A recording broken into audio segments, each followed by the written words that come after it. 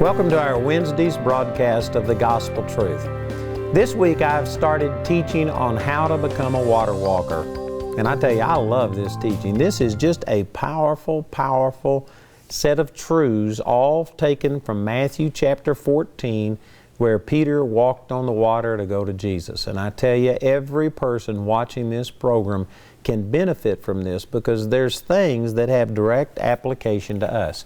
I have a brand new book on this entitled How to Become a Water Walker. We have a study guide that goes along with it and also CDs and DVDs. And I tell you, this would be, especially the study guide. The study guide is where you take these radical statements and then you ask questions. And there is no right or wrong answer. It's just, what do you think about this? And you let people discuss it and talk about it, and then you look up the Scriptures, and the Scriptures basically answer the questions. And I tell you, this would get a conversation going. The things that I've been dealing with the first 2 days of this week are taken from Matthew chapter 14, verse 22. And I made a point on Monday to talk about how the Lord had to constrain His disciples to get into the ship. That means that there was resistance on their part, I believe, because they saw a storm coming and they knew that this was not wise. And in the natural, if you don't have a word from God, you shouldn't go out on the water when there's a storm coming. But when the Lord tells you to do something, you obey God and you don't lean unto your own understanding. So the disciples, if they had just stayed on the shore and have done what they thought was wise to do, they never would have seen this miraculous intervention of God. Peter never would have walked on the water. So one of the very first steps in seeing the miraculous intervention of God in your life is you've got to start moving in the direction that God is leading you. And boy, there's a lot of people that you are not following God's leading for your life. And because of it, you aren't going to see supernatural intervention. God is not going to use His supernatural ability to help you stay someplace that is against His will for your life. That is really simple. And then the second thing that I talked about on yesterday's broadcast, He gave them a word to go to the other side. See, God doesn't just lead you out into this dangerous position, out into the deep where there is potential for failure and leave you to your own devices wondering, am I going to make it? No, God told them to go to the other side. And if God leads you to do something, it may be beyond your own ability, but God will supernaturally enable you to get to the other side. He doesn't call anybody to go halfway and drown. He doesn't lead you out to just leave you in the wilderness, but He leads you out so that He can lead you into the promised land. Now those are all tremendous things. That's what I dealt with on the last 2 days, and I tell you, this is really powerful. And we could just camp here for a long time, but because I believe that the majority of people never get past these first two things. They never are really going in the direction that God wants their life to go. And even if they head in that direction, many people are just thinking that God has led them out here to fail and they don't have any confidence that they're going to get to the other side. You got to have those two things. You got to be moving in the direction that God has for you with the confidence of faith and assurance that you are going to make it. You don't know how you're going to make it. You don't know when you're going to make it, but you will make it. You have faith and confidence in the Lord. And if you don't do those two things, you aren't going to see the miraculous intervention of the Lord because you aren't where God called you to be. And sadly, I believe that the vast majority of people aren't following God in these two areas. And because of it, there's just no way that you're going to be walking in a miraculous way, the way Peter did. It was all, they positioned themselves for this miracle by going against their own wisdom, following God, and sticking with it. Boy, that is important. Let me also point this out. It goes right along with it. In verse 24, it says, "But the ship was now in the midst of the sea, tossed with waves, for the wind was contrary." You know what this means is that the wind was blowing against them. I've been on the Sea of Galilee, and it's only, I may get this wrong, but I'm close. It's only like 2 miles or something like that across the Sea of Galilee. It's not a long thing, and under normal circumstances, it would only take an hour or two to cross the Sea of Galilee. But it says in the next verse that it was in the fourth watch of the night that Jesus came walking unto them. So He sent them away before sundown. You know, that could vary some, but somewhere around, say, 6 o'clock or something like that, God sent them out on this sea. And somewhere between 3 and 6 a.m., nearly 12 hours later, they had only gotten halfway. If it's only a 2-hour trip across there, they had only covered 1 hour's distance in, say, 9 hours or 10 hours or whatever it was, but somewhere around there. And it says the wind was contrary to them. So, to their credit, if the wind was blowing against them and they were in a situation where it looked like they were going to drown, you know, the easiest thing to have done would have been to turn that boat around, put that sail up, and use that wind to get them back to shore in just very, very short order. They could have done that. But to their credit, they didn't. They kept going in the direction that God had pointed them. And I'm telling you, this is a great deal. It goes right along with what we were saying, that it was against their wisdom to go out on the sea. And then when the storm came and the wind was against them, and either 8, 9, 10 hours later, whatever, they were still struggling to get into that direction that God had given them, it is to their credit that they didn't turn around, hoist the sail, and head for safety. And again, if you want to see the miraculous power of God, if you want Jesus to come walking on the water to you, and if you want to walk on top of the water to Him, if you want to see these miraculous things, one of the things you've got to do is head in the direction that God has given you and go against your own wisdom, your own understanding. Have a confidence that you're going to make it to the other shore. And like what I'm teaching here today, when the wind comes contrary, don't turn around and take off and head for the shore. Boy, I've got so many people. I've got some people I'm dealing with right now who have had some storms come against them. Things aren't the way that they wanted them to be. They're not the way that they should be. But they are just taking the easy way out. I was talking to a couple not long ago who were struggling in getting started in ministry, and they had some problems, and they are real problems. I'm not trying to say that they aren't problems, but they just decided that they were getting out of the ministry and they're going to go do something else. And I told them, I said, you know what, I'm not trying to minimize what you're going through. All of these things are valid concerns, but I said, Jamie and I didn't have near the support that you've got. We had things 100 times worse. And one of the reasons that we made it was because we just refused to quit. I mean, we had burned our bridges behind us. When God called us into the ministry, I didn't have a plan B or a plan C.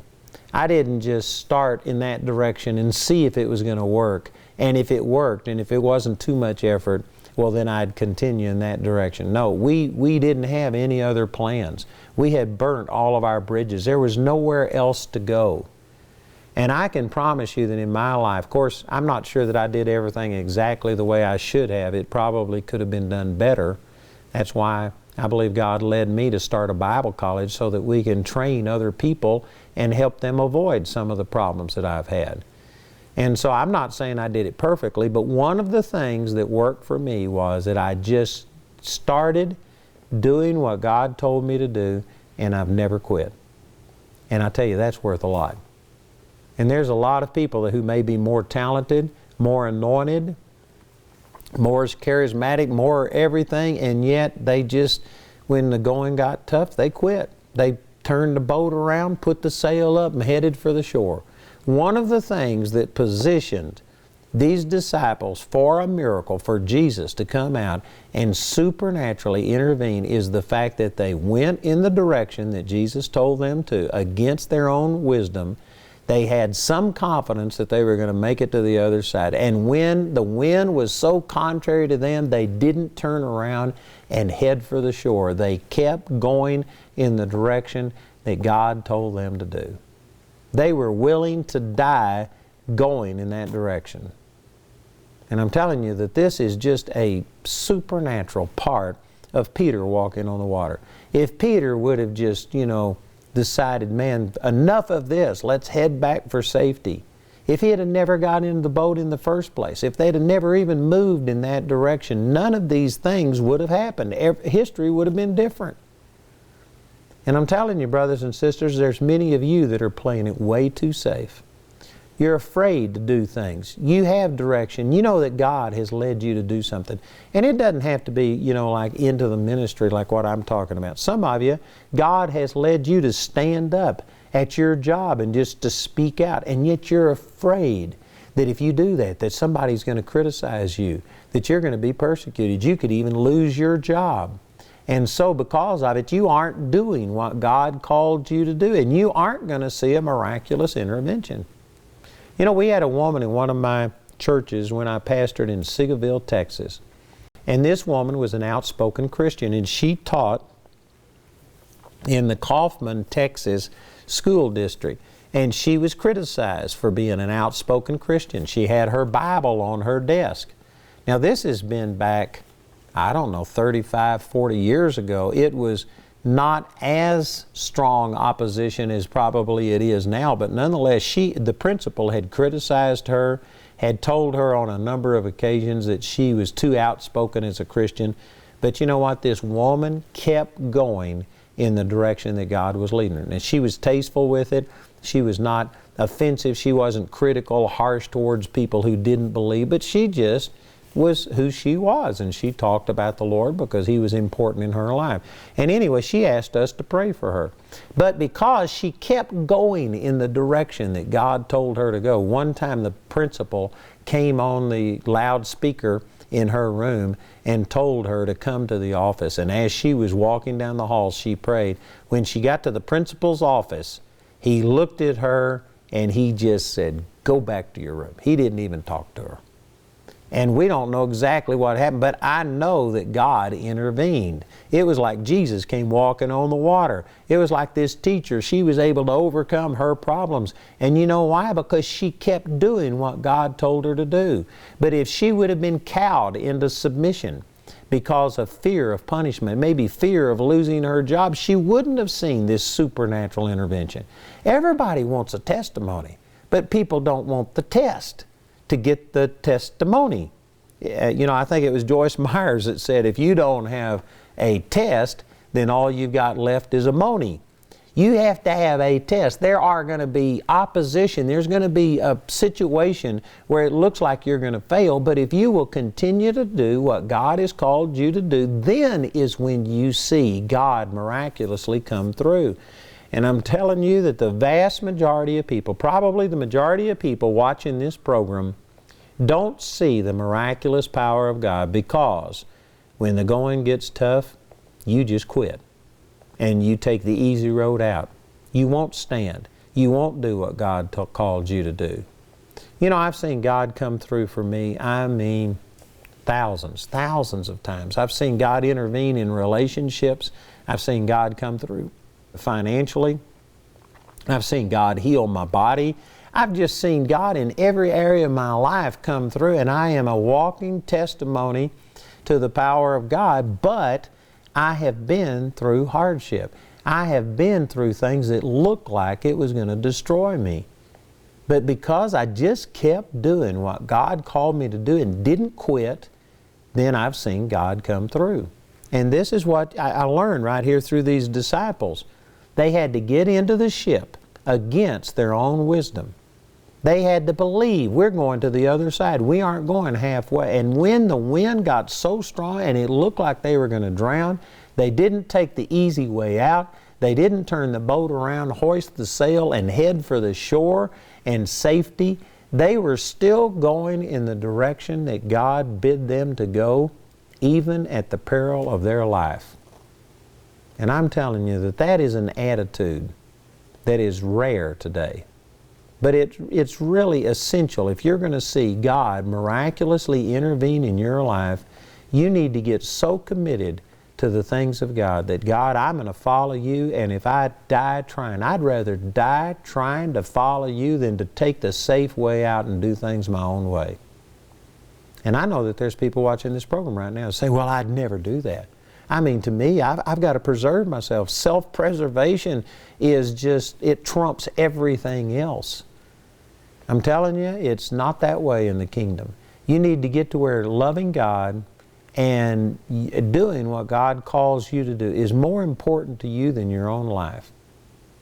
You know, the Apostle Paul, let me turn over and read this to you. He was having a ministers' conference, and he called all of the elders of the church in Ephesus, and I mean there could have been hundreds of these elders. He called them together, and he talked about how the troubles he had faced, he was facing death all of these times, and he was heading for Jerusalem, and he says, I go bound in the Spirit, knowing that bonds and afflictions await me. But notice what he said in Acts chapter 20, verse 24, but none of those things move me, neither count I my life dear unto myself. How is it that you keep prison and beatings and potential death and ridicule and rejection and just on and on? I mean, Paul was rejected probably more than any person watching this program has ever been rejected, and yet it didn't stop him. It didn't deter him from doing what God called him to do. How do you do that? He gave the answer right here. None of these things move me, neither count I my life dear unto myself. That's the way that he was able to endure hardship, was because he didn't care that much about himself and his own personal luxuries and comfort and things like this. He loved God and he loved people and wanted to accomplish what God had led him to do, and that was paramount to him. You can see this reflected over in Philippians chapter 1 when he was writing to the Philippians and he was trying to comfort them. They heard that he had been imprisoned and shipwrecked and all of these things, and he was now in Rome facing Nero and possible execution, and he was writing back to his partners. Philippians chapter 1 verse 5. That word fellowship there is the Greek word koinonia, and it means partners, partnership. He was writing to his partners and he was trying to comfort them. And how did he do it? He says, don't worry, because the gospel is being spread. The things that have happened to me have all turned out to the furtherance of the gospel. You know what he's saying is that spreading the gospel, seeing people's lives changed, is more important than my own comfort. And he even went on to say in Philippians chapter 1, he says, for me to live is Christ and to die is gain.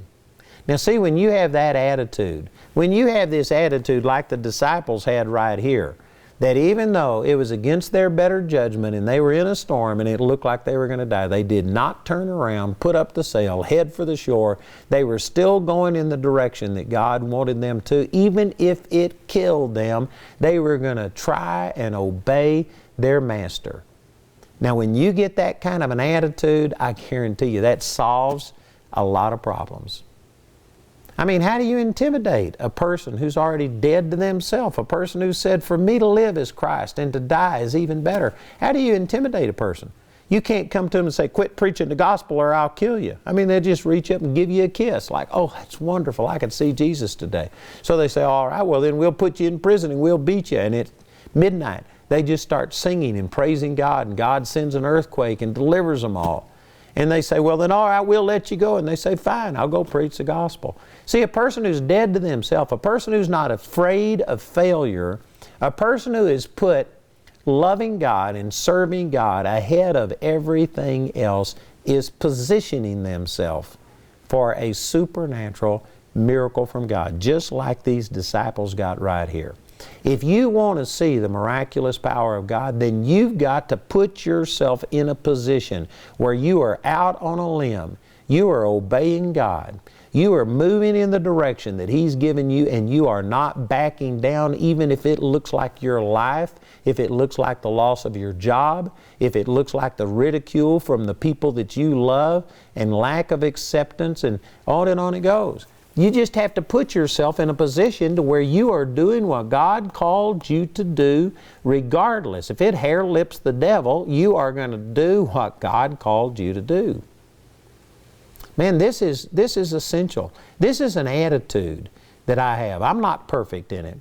I'm not saying that I've done everything right, but I have made commitments in my life, and I have done things when it looked like it was going to kill me. God showed me in the very beginning of our ministry that I was going to have a worldwide ministry. I was going to touch people, and we started out in Seagoville, Texas. That didn't look like It was going to be a worldwide ministry. Then I moved to Childress, Texas. In Childress, we began to see some success. That's when I started on radio. We began to start making an impact on that community, and the church grew. We were surviving. We were eating on a regular basis, which was different than it had been before. There were some good things happening, and then God called me to go to Pritchett, Colorado. There was 144 people in the town of Pritchett, Colorado back then. It's a lot smaller now. It's really, it's probably half that. It's dying.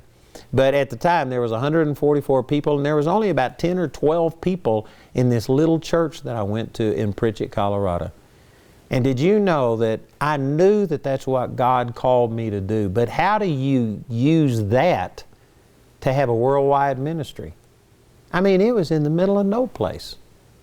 It was about 20 miles or something from Springfield, Colorado, which might have had a couple of thousand people in it. It was 30 miles from Kim, Colorado, that had less than 100 people in it. If it wasn't the end of the world, you could see the end of the world from Pritchett, Colorado. And yet God called me to go there. And you know what? Even though it looked like the death of my vision, I knew that that's what God called me to do. And I was willing to do it. And I actually enjoyed living there. It was one of the best times of my life. And I enjoyed it. But it looked like it was going to be the death of me and the death of my vision. You know, the Lord called Abraham to do the same thing. After he had believed for all of those years and finally Isaac came, then he asked him to sacrifice Isaac. It looked like the death of his vision. I believe that this is something that just every person goes through. God sees, are you really committed? Have you really died to yourself? Are you really willing to follow me, even if it looks like it's not to your advantage? That certainly happened in my life. And so I went to Pritchett, Colorado, looking like the only way to leave there is feet first. It wasn't a stepping stone to anything else. But you know, looking back now, that is where God opened up the door, and we began to start multiplying our radio ministry. That's where we incorporated Andrew Wommack Ministries. That's where everything began to work. Now, in hindsight, I look back and I can't even see how I would have gotten to where I am had I not gone through Pritchett. But at the time, it just looked like it was the death of my vision and ministry. But you know what? I had an attitude that, God, I'll obey you even if it looks like it's to my disadvantage. That's the attitude that these disciples had in the 14th chapter of Matthew. They were going in the direction that God had called them when they could have turned around and in just minutes have been back at shore in safety, but they were continuing to go in the direction that God had called them even if it was going to kill them. I tell you, you need to have that kind of an attitude. You need to make that commitment.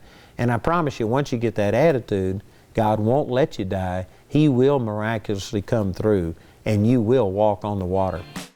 Dit onderwijs wordt in Nederland verspreid door Andrew Wommack Ministries Nederland. Interesse in meer van dit onderwijs bij jou in de buurt? Je kunt door middel van een korte discipelschap-evangelisatiestudie proeven van dit geweldige onderwijs op vele verschillende locaties in Nederland. Jezus maakte discipelen en geeft ons de opdracht dit ook te doen. Onze bediening is erop gericht jou te helpen door middel van trainingen, coaching en onderwijs. Voor meer informatie bezoek onze website, bel of mail ons. In onze webshop vind je alle in het Nederlands vertaalde boeken en dvd's. Op de website vind je ook veel vertaald onderwijs en een link naar ons YouTube-kanaal met ondertitelde video's. Charis Bible College is de Bijbelschool van Andrew Wommack. Waar Andrew Wommack Ministries veel mensen wil bereiken door middel van boeken en tv-uitzendingen, is de Bijbelschool gericht op diepgaand bijbelgetrouw onderwijs. Wat begonnen is in Colorado, Amerika, is nu een wereldwijde bediening met 70 bijbelscholen op vele locaties. Jij kunt ook deel worden van deze geweldige bediening. In Filippenzen 4 vers 15 tot 19 leert Paulus ons dat wanneer je een bediening financieel ondersteunt, je deelgenoot wordt van die bediening. Op die manier zaai jij in het leven van andere mensen en heb je ook deel aan de vrucht hiervan. Het vertalen van de boeken en de tv-uitzendingen kost veel tijd en geld.